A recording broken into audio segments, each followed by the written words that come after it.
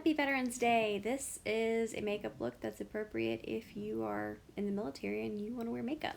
So I'm starting with a dark brown eyeshadow and a small pencil brush. The pencil brush actually is from Wayne Goss. It's awesome, and it is the number 5 brush. So I'm just pushing that shadow into the base of the lashes, and as you can see, it really does make a nice difference by defining the eyes.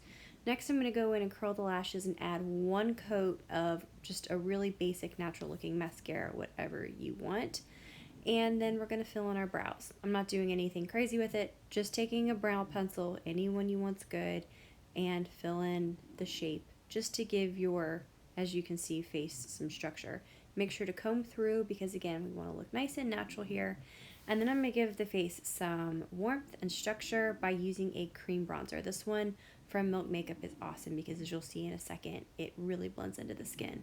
So just where the sun would naturally hit, giving some color to the face so we have some dimension to it. So you can see it's blending in super well. I'm using just a little brush, I have no idea who makes it, to blend everything in. Then we're going to go in with concealer. I've skipped foundation since the cream bronzer and the concealer is going to add a nice amount of coverage, but feel free to add in a little tinted moisturizer or foundation if you want. And I'm patting the concealer in and using the brush.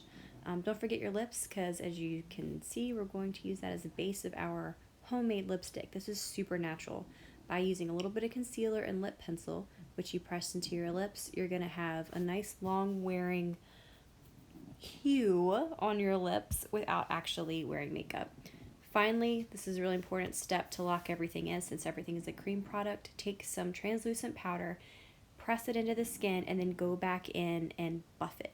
This is going to make sure all of the colors blend together nicely. They look nice and natural, and they stay on your skin all day. For a little added extra staying power, add some setting spray, and that's it.